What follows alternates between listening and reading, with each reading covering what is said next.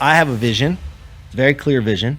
I have a mission, and I have my core values. And then when I go to meet people, if they don't align with any of those, we don't hang out. It's either towards or away, building, destroying, binary decision, no confusion, makes me make decisions fast. And I put my stake in the ground with those vision, mission, core values. I'm very clear with it. I promote it to people. And if they don't like it, they don't hang around. Yep. Simple as that.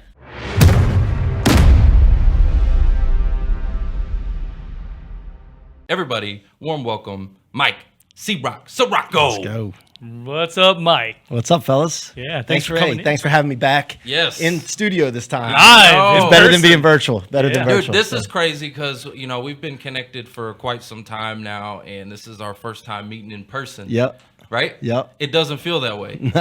Nah, it's wild, man. I mean, Clubhouse and then virtual Zooms. Yep. But I mean, I'm surprised how tall you are actually.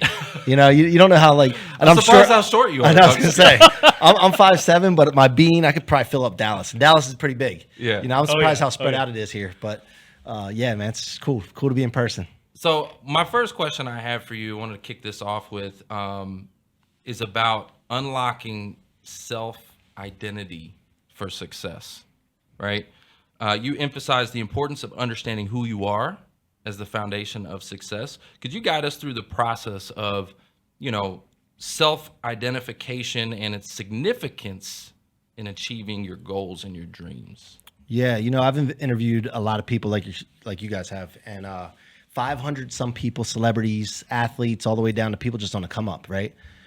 And the most challenging times of people's lives is when they've come into something with their business where it's failed, they've had a setback, and then they've identified with the business, and they call that their vehicle.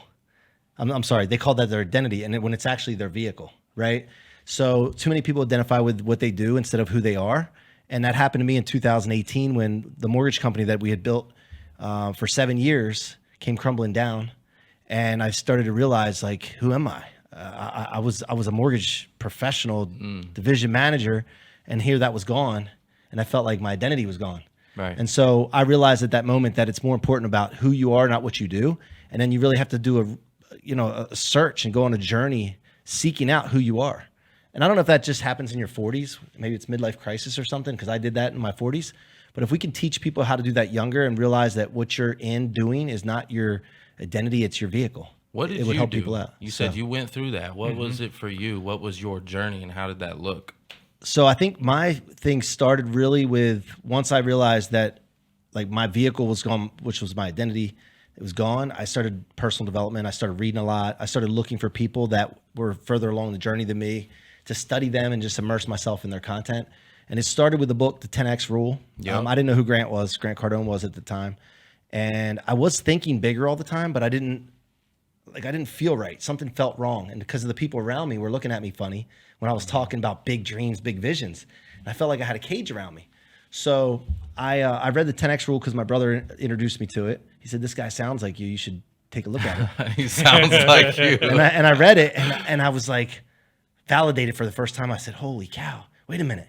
And it said, the one thing I picked out of it, not thinking big, not the 10X Rule and all that. The one thing that got me was the people around you are the crazy ones. You're not the crazy one. Ooh. They're just confused, right? They're reflecting, they're giving up, and they're reflecting upon you. You're fine. Even though you feel like an oddball, you're fine. Just lean into it. And it was like a switch went off, and then I decided to get known, and from there, the rest is history.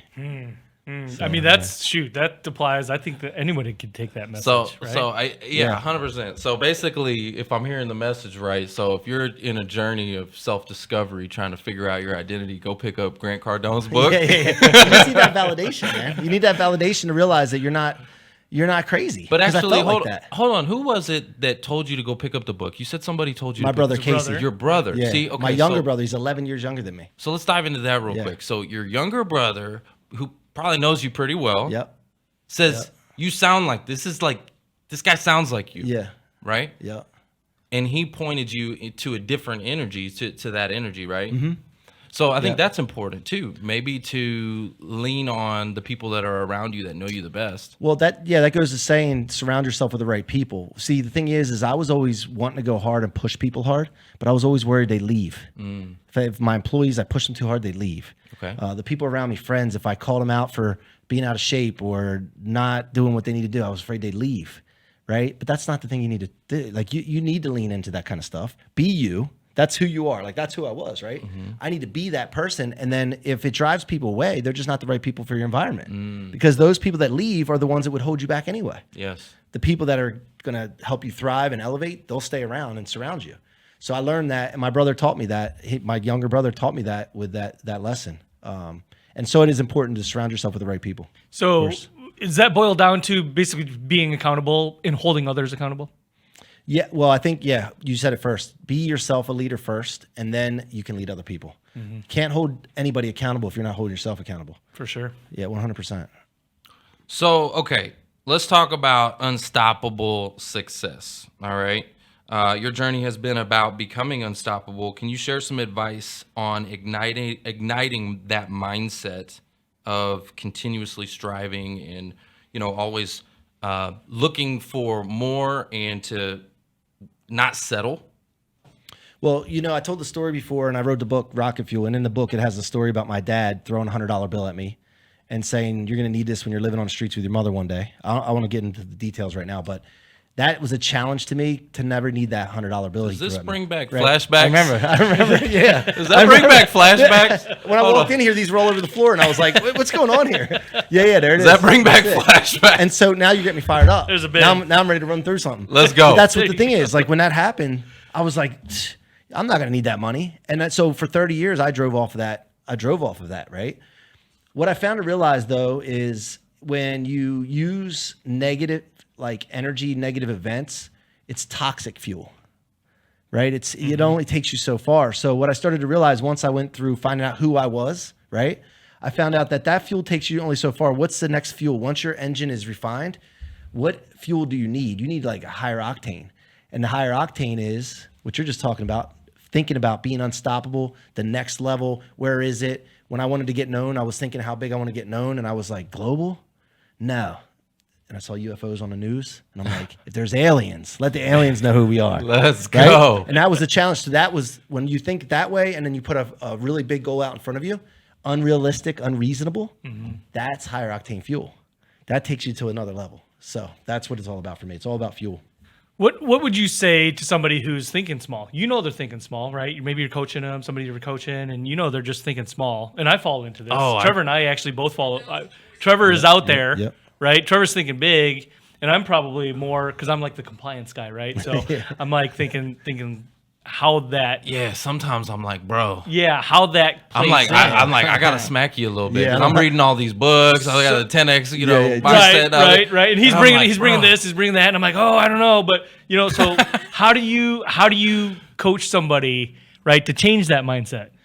Well, I think all of us need it. All of us think small at some point. We don't know what we're really capable of. We really don't. We have no idea what the potential is. So I think that we should all rely on each other to challenge each other, to be bigger, to think bigger, but to show other people you believe in them. And, because if you think about it, we all have gaps and we have blind spots. And if you look at it from a 30,000 foot view from somebody that you're around and share like what you see from your point of view, your aspect, your viewpoint, I think viewpoints are very important. Where are you viewing it from? Like I'm viewing myself from here, and it's a different view than you would have of me, or you would have of me. We were watching this video that we just put together, the speaker reel, before this started, and I'm sitting there watching, and some of those are memories, some of those are older, and I'm like, I don't even remember being there. It's so weird because I was in this perspective, but when I watch it from this perspective over here, it's like almost like an out of body experience. So I think that's the advantage we have when we're talking to someone and I'm looking at a friend. It's a different point of view, and we can see something differently in them. And I just basically challenge that, and I'll have that conversation with people. Well, I think what you just said, I want to give you a mic drop for. So it's looking and having a belief in someone, right, and being able to speak into somebody's dreams or their passions or their goals or whatever it is that you see in them. Because I know for myself, when I've had somebody that believed in me, who I looked up to, that like absolutely drove me, you know, a lot farther, a lot faster. Because maybe it was because I don't want to let them down. Maybe it's just because it feels good to have someone in your corner, like your cheerleader or whatever, right? Can you speak to that? Who was it for you when you were going through that moment of the self-doubt maybe? Was there somebody that was like, hey, C-Roc, dude, you got this, man? You know, I think I've Was it always your been brother? well, no, I've always been the guy that in most crowds that people rely on and look to for inspiration. So I feel like a lot of the people I don't want to let down, like you're talking about. So when I surround myself with people, I feel like I have to win. I don't have time to quit or let up. I can't. Now quit, by the way, I don't want to say that because quit is a good thing when it's on the right thing. But when I can't let up. I can't keep, Yeah, you know. people are dependent on me. I gotta Yeah. do it. Well, Yeah, it reminds me of, so you were at 10X Growth Conference last year, right? The one in Vegas, Yeah. right? Yeah. Tom Brady, did you watch his speech or his interview? I left before he went You on. left? Yeah. You missed Tom Brady, I missed man. Tom Come Brady. on, I man. know. Well, we No. didn't know who the freaking speakers were. Yeah. So I had to go somewhere. I had to weigh the options. Do I see who's coming on or do I leave for this other thing I had to go to? Well, I thought Yeah. his driver, his motivator Yeah. was just winning. Well, I heard that part. He just want to And- be great. Yeah, like you just want to be great. You want to be a winner. No, his big driver was not letting people down. Okay, yeah. And I yeah. think over time of being called the GOAT and everything else, like you have this on your shoulder. Yeah. He just didn't want to let everyone down. He was But Trevor, here's the thing. So that is picking up everybody else's goals, right? Everybody has their expectations. It's basically picking up their goals into yours. So this is something I've been working on is causing and creating my own future and being self-determined in my own way, not like worrying about what other people think I should be doing or where I should be. Where do I want to be? Where should I be based on my decisions? And that's been a huge thing for me because now I'm not picking up everybody else's goals. And then you feel like sometimes when I'm picking up your goals and I'm picking up my wife's goals and I'm picking up my kids and my brother, they start to conflict. And then there's a confliction going on. Then you get stuck in indecision and there's chaos and confusion and you can't be successful when there's chaos and confusion. So self-determined. How do you individual goals prioritize in a like I'm using myself for an example. Like I've got a lot of things I'm working on, a lot of projects. You know, I'm writing a book, got some courses I'm working on, some things like that. Like I got a bunch of big things I'm working on. And sometimes I run into the issue of prioritization. And because I'm trying to do so much all at the same time. What kind of advice? Coach me, Well, C-Roc. I need your help. So I had the same issue in the past, and I have a friend, Alexa. You might know her, Alexa D'Agostino. We met her from Clubhouse, and she just rides me about this. Yeah. And so I listened. And the thing is, what I do now is, I think it was Gino Wickman. Somebody talked about a rock pile, and I like that because my name's C-Roc. So I put every idea I have in a rock pile. Okay. Things that I want to get done, do this and that, and we just pick things off the rock pile and do it at maybe 3 things at a time. Not at the same time, but 3 things over a period of time. When we're done one of them, we'll pick up another one. And then anytime we think of an idea, as long as it's not something instantaneous that can generate revenue right away or make things easier immediately, put it on the rock pile. And I don't sweat it. Because if you don't do that, you put it into your queue here and you get And now chaos and confusion again. Now you're juggling the rocks. Yeah, and then your heart you drop starts beating more. Your chest is tighter. Yeah. Yeah, I don't want that. Yeah, I get into that. Personally, where Yeah. I'm start juggling all these different projects, and they're not always something that can just be Yep. done like within a short amount of time. Yep. Because normally, if it's something short and easy, I'll just get it taken care of. But Yeah. if it's a project, all of a sudden I'm juggling projects. Use the rock pile. Okay. Use the rock pile, but also you have to have team. Right? You can't do everything yourself. Yeah. And I don't know what your team looks like and all that, but Yeah. you have to have team, and I have team. And I just saw something. Dan Martell, man, I love that guy. He's awesome. He just wrote a book called Buy Back Your Time, and in that he talks about the order of which you should hire in business. And number 1 is taking low leverage items off, which is admin. Take that out of the way. The next thing is fulfillment in your business. So when you sell something, you should be able to hand it off to your team. And then the next thing from there is marketing, and then the next thing is sales. So, but as you hire these, you can start delegating some of those things, and you can get more done. But if you're by yourself, you need to make sure you have that rock pile. You're picking things off that you can handle by yourself, and as your team grows, you can pick more things off the rock pile faster. That's good. No, I like that. great. That's great advice. That's great. Yeah. So what is next for you? Where are you going? I know you wanted to talk to the aliens, so let's talk about aliens. Apparently, No, I we don't know got if there's aliens. aliens. I Joe don't know if Rogan there says is. we got aliens. Yeah, I The don't know. government says we got aliens. Look, I don't know if It's there is. Independence but Day up in here. I said if there is, I want them to know who I am and what I do. But we just, I had a lot of success in podcasting. I've been on over 900 shows, including my own, since only 3.5 years. Yeah. Wow. And last April 2022, I decided to start helping other people do the same thing I did. And we created a podcast agency, a booking agency. And it's called That One Agency. All right, That I love one. it. That One Agency. And in that, when I was going through this, I started to realize something, that we were helping people get on shows, which is great, fulfilling. They were paying us all these $100 and thousands of dollars. And we were fulfilling, no problem, doing good, what we said we were going to do. However, people were getting on shows and didn't have their product or service dialed in. They didn't have it packaged, polished, and my partner Cullen over there says the 3 Ps: packaged, polished, and positioned, but he says in different orders. And they didn't have them. They didn't have it all ready to go, and they didn't have their message dialed in. They didn't have their avatar dialed in of who they were going to go to, and they're going on shows, and then their end game isn't getting accomplished. And I wasn't okay with that. So I had to put my pride and ego to the side and realize I have weaknesses and gaps. And I said, I got to fulfill this. As soon as I said that, Cullen, my partner Cullen, reaches back out to me. We hadn't talked in a year or so. He says, hey, man, I'm looking to get back into the game with entrepreneurs. I said, hey, I got a problem. He said, oh, that's easy.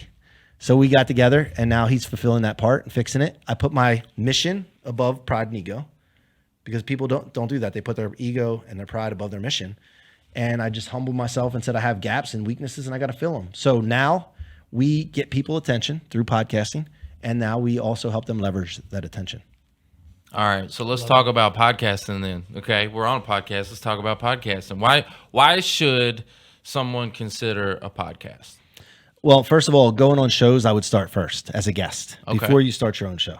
This is just my opinion. I might be right, might be wrong. It's the C-Roc experience I'm sharing with you. Is that what you did? Experience. Did Yes. you do that? I went on the show first. Okay. And I realized the power of it. When I went on, I was being interviewed. Number one, I felt great. I was like, holy cow, people want to ask me questions. Confidence went through the roof. When I had that content, then I said, holy cow, now I have credibility, authority. And I also realized what Gary Vee and Grant were doing is taking and repurposing. Yep. Yeah. And I didn't know that before. I didn't even think about that. I'm like, how do they produce all this content? Gary Vee wouldn't even do a podcast a lot of times. He would just go on the street and have somebody that wasn't a podcast host, a novice, ask him questions, right? So that when I started going on shows, I didn't care if it was a big show. I didn't care if they had an audience. Other people's audience is great. That's icing on the cake. I wanted to be interviewed so that I have content, and then I made sure I stuck it in people's faces that I wanted to see it. I didn't rely on the show, like the show host, the show to put it in front of people. I took responsibility, and I made sure everybody saw it so that I became omnipresent to the people that I wanted to become omnipresent to. And that's important. And one more point I'll say. You know Grant Cardone, if you go to your neighbor and ask who Grant Cardone is, they'll say, oh, no, Yeah, they don't know. But we can't believe that, Yeah. those that are in the ecosystem, because we see him everywhere. Right. He did that on purpose. It's targeting, right? So you find your avatar, your prospect, and you make sure that they don't get away from you. And their neighbor may not know who you are, but it doesn't matter because you're not going after their neighbor for your business anyway. Yeah, that makes So a lot of sense. podcasting allows you to do all that, plus Google search optimization. Forget about it. Like, I don't even care about my website that much. All the shows that I'm ever on, if somebody ever wants to do business with me, they Google Mike C-Roc, Boom. all the shows are there. And instant authority. So Yeah, they're like, wow, this guy's been all over the place. trust, authority, yeah. So, okay, so to that point of doing other people's shows, right? I love this actually because I learned that at 10X. That was one of the big things that stuck out to me was other people's stages. Yeah. I came back, I ran home, I said, hey, Mark, Yep. other people's stages. That's Other the people's first stages. thing he said. Right? I was like, we've been doing it wrong this whole time. Yep. You're trying to build an audience and trying to do it. Like, that's great. Leverage. Right. Yeah, But if I can go leverage somebody else's audience and leverage their years and years and years of work, right, and get on other people's stages, then I will, I'll do it so much faster. Well, you must be somebody if somebody wants to interview you. Right. That's what people's perception is. Right. Even if it's, by the way, all celebrity is manufactured. All celebrities manufactured. Social media celebrity, it's all manufactured. I mean, unless you go viral for some crazy thing, everybody has their success manufactured, and people don't realize that. That's a game that's being played. And if you're not willing to play the game or you don't know the rules of the game, you can't compete with those that are playing the game. So I got a question on this note, right? I was thinking about this, and the reason why I got to thinking about Dave Meltzer does this actually, where he'll take podcasts that he's been on and he'll put it on the playbook, right? And so I'm like, could you do a podcast your own podcast, like the C-Roc Show, but all it is interviews from other people's things, and you take them and you ask permission, obviously. You would ask permission to repurpose it onto yours, and so all it is interviews of other people's shows. Yeah, but this is even better. Even better. When you go on someone else's show, at the end of the show, you say, I'm giving a secret sauce. Should I give them everything? Yeah. So you should say, hey, do you mind if I have the raw content of this? Because look, I know you guys are going to do your thing with the repurposing, but if we had double the content, imagine what that would be. Right. My team will work on this too, and we'll promote your show. Yeah. They always send it. Yeah. I take the content. I don't put it on my show. I just make clips.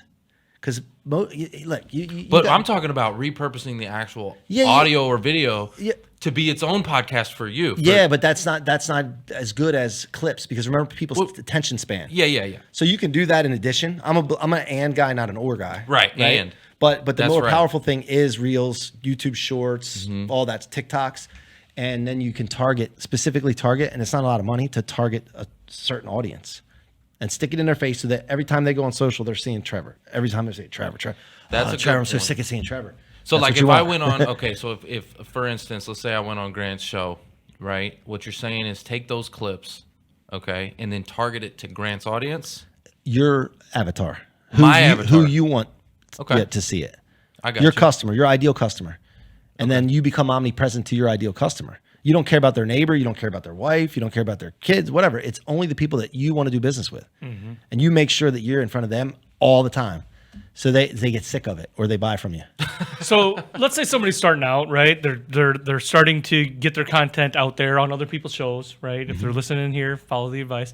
At that point, now they're starting to produce some content of their own, whether it's shorts or reels or whatever. SEO, right? You had mentioned that is also key. Like, are you guys doing that on your own? Do you outsource it? What would you say to somebody starting out? Because they're not going to have a full SEO platform, obviously. Well, when you're first starting out, it depends on if you have a budget, right? If you have a company that you're already generating revenue from, and now you're deciding to produce content, you take some of that revenue and have a budget for that, and I would get team to do it. Okay. But if you're just a solopreneur and you're starting out, you got to do it yourself. You got to figure it out yourself. And it's good that you do that anyway, because now when you hire a team, you understand like what the process is, and you can tell if they're, pulling your leg or not. If they're taking longer, they're not doing something right, and they try to give you an excuse, you kind of know what's going on. So it just depends on what scenario you're in, Okay. But I'm always going towards team. Like I want a team to do it. Yeah. I don't want to have to do anything I can do to figure out how I can put some money towards it, reinvest in myself. It's well worth the investment, and I'd rather focus on what I'm good at. Well, and it allows you to do what you're doing right now. Right? Exactly. Which is where the real money's made, which is creating that content, getting behind the microphone, getting your message out there. If you were constantly behind a computer editing videos or whatever, that doesn't work. Nah, you wouldn't be here on this podcast now. Exactly. Right. No, you got to do what you're good at and what you want to be doing, and you got to let the people do their thing that are good at that. So I have a team, and now we just actually acquired a content company. So now I'm going to do my content through my company, and now we also can help other people with their content. So let's talk real quick, because podcasting is the name of the game. So what are some, I guess, ways that people, if they have an existing podcast like our show, right? If I wanted to take my show to that next level, what would you say to somebody like me? It depends on your goals with the show. So my goal with my show right now is to get people on the show that could be possible clients. Okay. So it's top of funnel now. So I'm going to give them exposure, give them an opportunity to be on the show, learn about them. I can ask any questions I want to build a relationship with them. Make them the star, make them feel good. And now we have anybody that comes on your show, you develop a relationship Ask them questions right? about their family. Yeah, Make them think you care. No. I do. Now you sold a car. No, I'm just kidding. I do care. That was an old commercial back in the day. I remember the Badger. Yeah, but no, anyway. No, it's what you do though. So that's one opportunity. The other opportunity is if you want it for entertainment purposes. Like Joe Rogan, that's different, right? Yeah. He's doing it for entertainment purposes and to blow up his brand. For me, at first, I wasn't sure what I wanted the podcast to be about. I wasn't sure if I wanted to bring great guests on to blow up the brand or entertainment. But now I figured out, you know what? The way to monetize my podcast is make it top of funnel. And it's going to make more than having a sponsor or blowing up my brand and being for entertainment. To me, I'd rather do it this way. I think a lot of people go thinking sponsors and like, I want to monetize the podcast itself. Yep. But there's so many ways to monetize, like you were talking about. I mean, what if you're not getting sponsors, but to your point, you're bringing on your ideal client, and now you're, doing more business that way. And a lot of our people that we're having guests now have a podcast. And so we want to build our network up for our clients to go on their shows. So we're doing it for that reason too. Yeah. And I can't even count the money my podcast makes now. It's an extension. It depends on what the podcast, right? The focus of the podcast is, right? Because you've got a podcast that's linked with your business, right? And it's for a business purpose. And then you've got, like, to your point, entertainment, or how to, right? Those types of podcasts. So those are, I think, easier to look at a sponsorship and the monetization route of what the public can generate versus, like, if it's tied to the business, obviously you're trying to generate revenue for that business and you're using the podcast as an extension of that. Yeah. So well, different focus. A lot of people get mixed up. Grant talked, I keep bringing Grant up because I learned a lot from him, but he talks about this thing where a lot of people want to be famous, but then they forget that the money is the most important part if you're in business, right? You got to go where the money is. And so for me, at first I was like, I want to be like, who knows? I'm not Joe Rogan, but like somebody like a show like that, right? But that's not where the money is right now. When you first start out, you're not going to get the money. So do the thing that gets the money, and then later on, you can do that if you want to. So here's a conversation I'd like to have, and it's about controversial subjects, right? Because what I'm noticing is most of the podcasts right now that are blowing up, right, that are doing really successful, a lot of them, they're having these edgy conversations, right? As where a podcast like ours, where we kind of stay away maybe from some of those, and we just kind of like dig into some other topics, right? It reminds me of like Clubhouse. people don't care as much. Like you come across that reel, if I'm not talking about some crazy stuff, right? People don't care as much, so it doesn't get blown up, right? So should we lean in? Should we just find out where is our comfort level in those conversations? What's your advice there? Yeah, I mean, like I said, it's just like that when we're on Clubhouse. The rooms that blow up are the toxic rooms, the ones rooms that are crazy, that are somebody puts a stake in the ground or there's arguments but at the end of the day, what's your goal? It's just entertainment value, right? Yeah, if you're doing it for entertainment, but if you're doing things the right way, like we're trying to do them, you're better off having a smaller audience of people that really care about what you're talking about. Right, niche. And really bringing them value. It's not all about the quality or quantity. It's more about the quality. That's the more important thing. I mean, we see this on Clubhouse all the time. You say it all the the time. riches are in the niches. Yeah. I mean, that's the way I look at it. Sometimes I get caught up in it though. Like I'm thinking to myself, like I do. I should just go off and tell people like really what I think and but well, I've thought about the reason I'm bringing this up. I've thought about bringing in trending topics specifically to ask my guests because there's things that I'm sure if I'm seeing them, they're trending. You're seeing them too. What are your thoughts? Well, tell me. What do you want to? What are your thoughts on Andrew Tate? I mean, I think he's got a lot of good points. He speaks his mind. I like real people. So I want to know what people are like. I don't want fake people around me. I want people to tell me what they really think, and I can be the judge if I want to hang out with them or not. Right? Yeah. I don't like thinking people are good or bad. I like to think people are people. They do what they do. And just be real with me so I know if we're in the same tribe or not. That's the way I look at it. So Andrew Tate, he tells it like it is. He shares his opinion. Whether I agree with some of the stuff he says or not, I agree with some of the stuff he says. Some I don't. And I just appreciate that as his honesty. That's the way I look at it. Yeah, I agree. I don't agree with everything he says, but some of the stuff he says is it's the delivery. The guy's actually very articulate. He's a good speaker. Yeah. I would say he's a very, very good communicator. Obviously, he was like the number one Googled person on the planet for a lot of his communication. So he's a very, very good communicator. Again, I don't necessarily agree with everything that he says, but I read something recently, and maybe it was just an online article or something like that, but they were talking about how, and this was around the Bud Light thing, right? The Anheuser-Busch thing and Bud Light and all that. So, and it was, man, I wish I knew who it was. If it was Buffett or somebody super wealthy and super influential, and their comment was don't take a stance on things like that if you're in business. Right? So there's a balance. Hold on, who was right? it? I think it was Jordan. Didn't Jordan say conservatives buy shoes too? Somebody said that. Maybe something. Yeah. Yeah, To like that talking about extent, like but- Nike, like, hey, like don't. You're going too far one way. Yeah, like don't get political. Conservatives Right, buy yeah, shoes right. too. Yeah, Like yeah. we need to sell shoes to Well, everybody. I think it's a I just- risk reward thing. I think there's Yeah. sometimes where if you do go that way, one way or the other, and you lean one way really hard, it's a risk reward thing. Sometimes it could. I think Nike did good with Colin Kaepernick when that thing went off. I think they managed it well. Yeah. Yeah. I think so. and there was somebody behind that. I forget the lady's name, and she did a good job with that. But then the person that did the Bud Light thing, well, that's what I'm risk saying. You, reward. you speak to everybody, you speak to nobody. yeah, Okay, yeah. and so you got to know what your lane is and know what your brand is and Bud know what Light's- your mission yeah, is. Bud Light went down the wrong lane. They're like, we want That's to. not Bud Light's lane. Right. Yeah, that's Right? right. Yeah. They're like, well, everybody drinks beer, so we'll speak to everybody. No, Yeah. that wasn't your audience. Right, Right. right. So they pissed off their Yep, audience. yep. And then they got crushed. Yeah. So yeah, Yeah, I just the reason I bring it up is, I mean, there's a balance. There's definitely sometimes a balance. Sometimes you're right. You just got to put it out there. You just got to be real, put it out there, take a stance. And I think it comes down to what venue, right, are you in? What's the show? Is the show for that or not? Yeah. Right. Well, I had just been thinking about it, right? I'm just trying to think of new creative ways to put some energy into the show, and like adding in some conversation, some talking points, getting some perspective on trending topics that are, everybody's talking about right. already. Yeah, yeah. Getting it from the guests, right?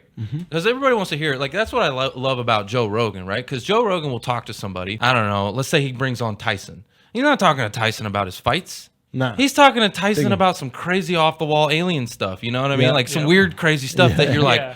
in the conversation, you want to hear that from Tyson. You're like, wow, Tyson's Yeah. thoughts on aliens. What a weird conversation. Yep. Right? Yep. You know what I'm talking about? Yep, Yeah. yep, yeah. That's what I love about it. He's not talking to him about, like, okay, we've been talking about what you do in your podcast and Yeah. all of this, but what if I asked you some weird question Give me about, something. Give me something. I don't know. Mark, what do you think? You should ask him some weird question I mean, off the wall. what do you think about Kim Jong-il, right?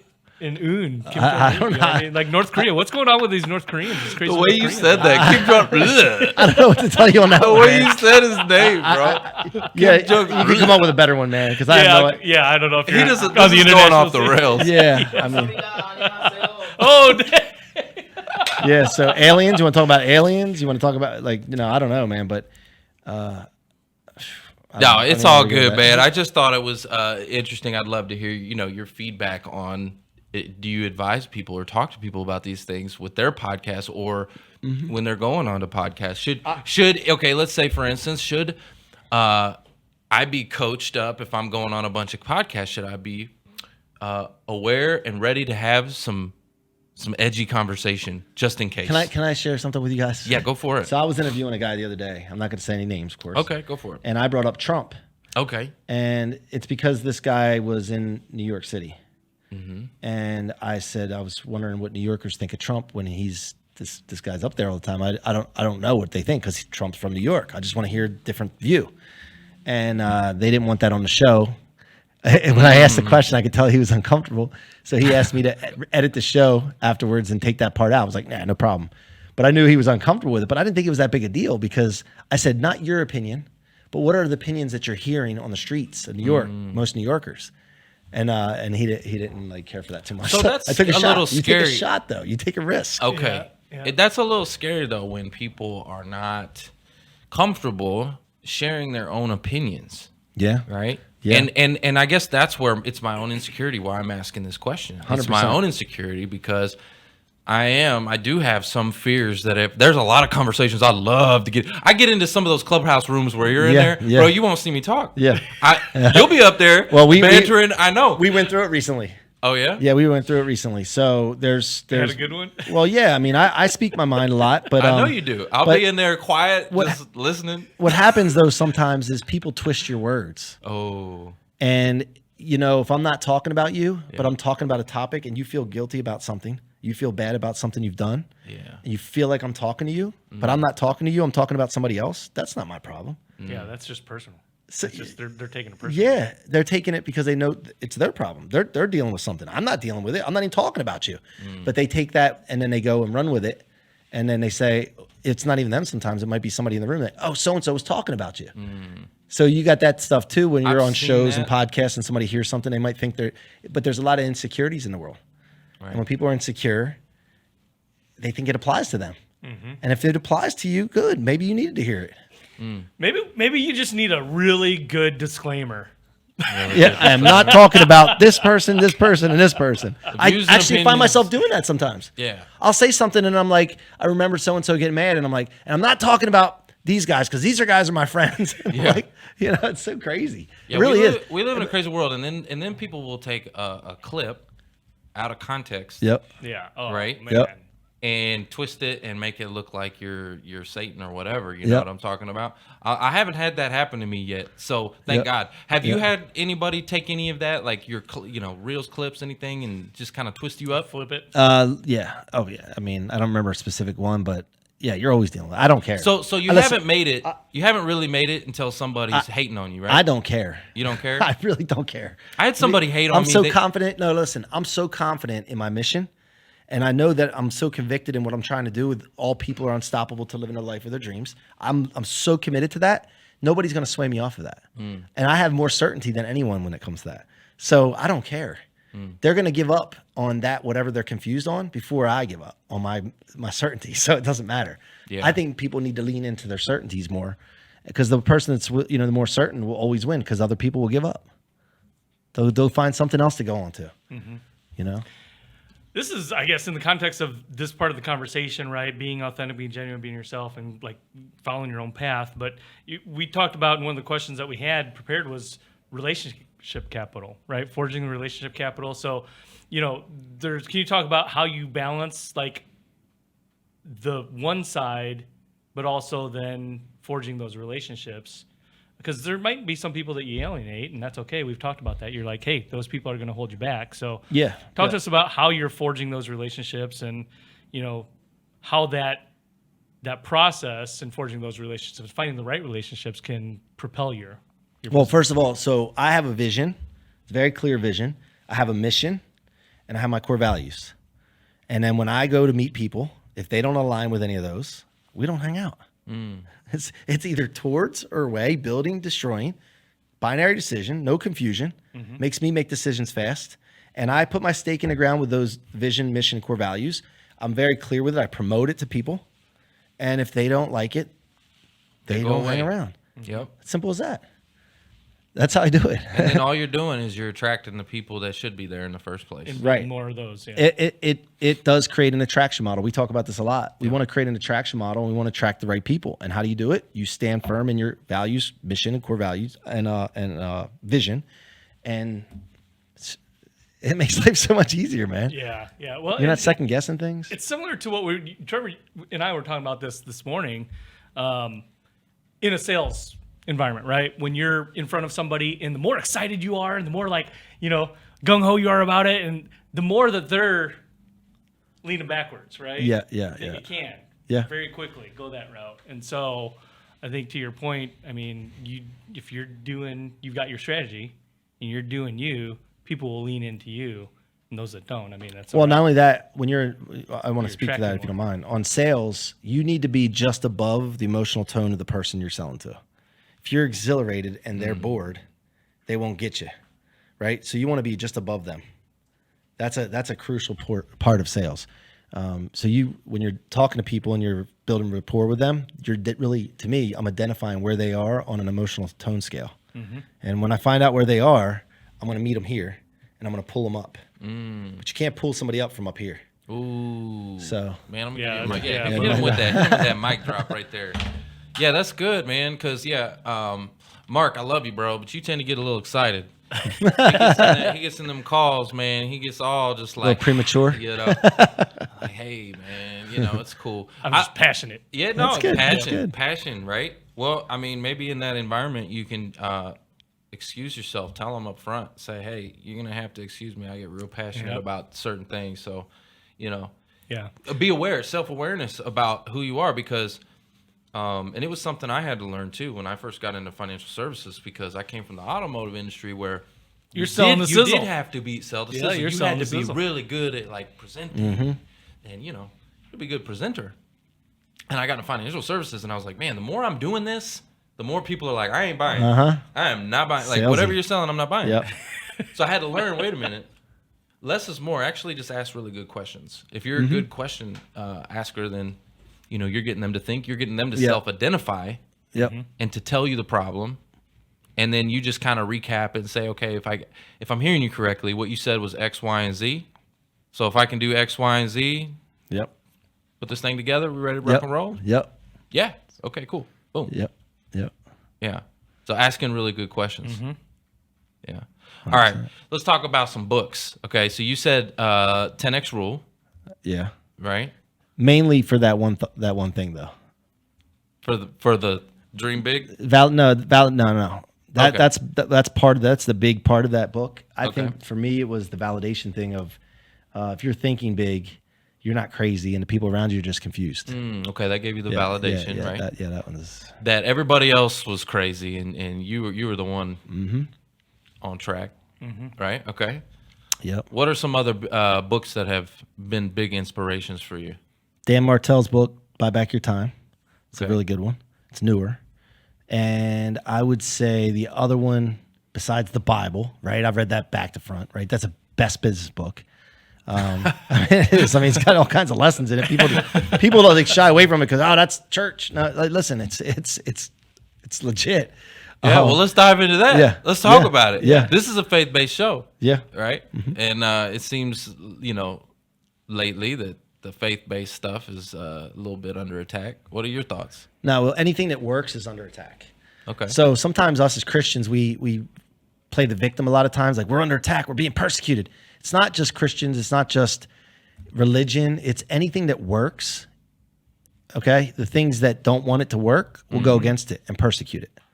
Okay. So you'll have things that work and you'll have big pharma going against it. Right. Like you have holistic medicine and all these different things like natural healing, and they get shut down and they get persecuted too. So I think as a Christian myself, I think that we need to stop playing victim because we're not the only ones that get persecuted. We just have something that works, and it should validate the fact that we have something that works. Yeah. And then lean into it. That makes sense. Yeah, totally. Yeah, I just think also too that we're not speaking enough. Again, what I was talking earlier about is afraid to speak out on certain subjects. Or we're thinking it, but not speaking it. Wait a minute. So when somebody comes at you, persecution, whatever, I would say 100% of the time, it's because they have something they feel bad about. They've done something. And subconsciously, they feel like they've done something. Hurt people. So we're hurt talking people? about, when we're talking about the Bible, we're talking about something that works. Whatever the case is, they come at you because they're lashing out to try to redirect from the things that they feel bad about.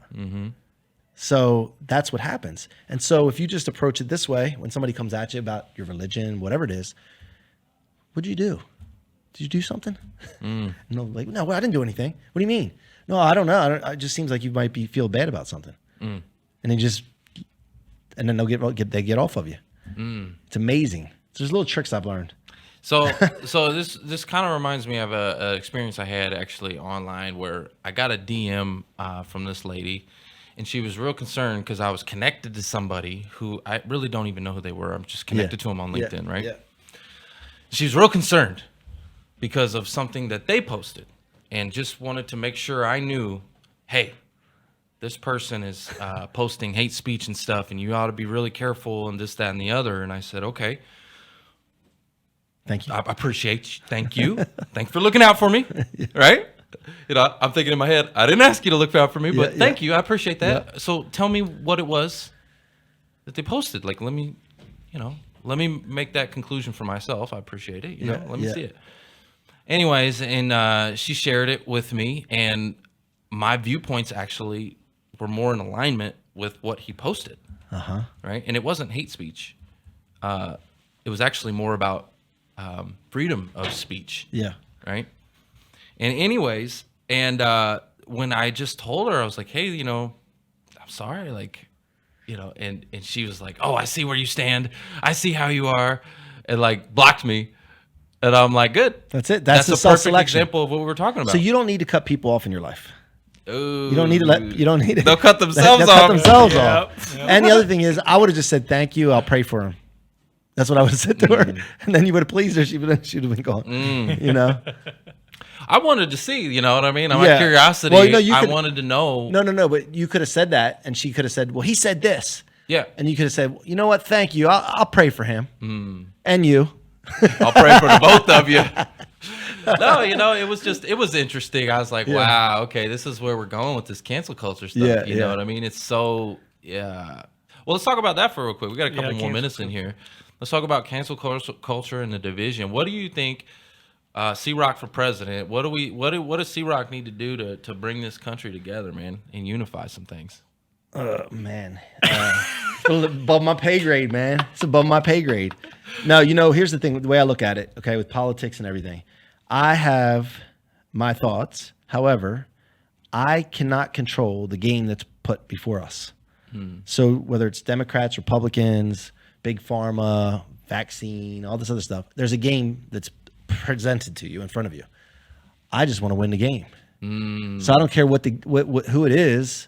Let me figure out how I can win that game. I love that. And so I take that approach instead of, I don't like this person. Can you believe these people? The country's going to heck. You know, I don't think that way. I think, how can I win this game? I love that. So it's like, think about it like Monopoly, right? And it's like you don't care about the community chest, okay, Yep. and the chance cards, right? That's like community chest is like the Republicans and the chance are like Yeah. the Democrats, right? You don't care, Yep. right? You just are trying to win the game. You're trying to get the hotels, man. Let's win the game. You want Boardwalk and Park Place. That's what you want. Yeah. I see it as something that I say all the time, which is worry about the things that you can control. And that's your attitude and your activity, right? A lot of that stuff you can't control, but you can play the game. And you can win at the game, right? You can have a positive attitude and you can be active and drive towards the goal and win the game. So that's Get another mic ready. I got to tell you something. yeah, Let's go. That's something All right, else. so let me add something to that. Mark, so what about rocket this? fuel. What about the fact that you have intentions in your life, you have a vision, that sets what you pay attention to. Intention leads to attention. Attention leads to validation. And validation creates existence in your universe you create. So we have this big universe we're all in, but we each have our own little world or big world, depending on the person. You create your world or universe by what you pay attention to. It's so And true. so you don't have to pay attention to some of the stuff because Intention, attention, attention, Attention. validation, validation, existence. existence. Yeah, this is how people talk about manifesting things, right? Yes. They talk about, Yes. you know, Yep. I manifested. I wrote down my goals and I talked about. It's exactly what you said because they, you know, their intention, attention, Validation, validation, existence. Is that formula in your book?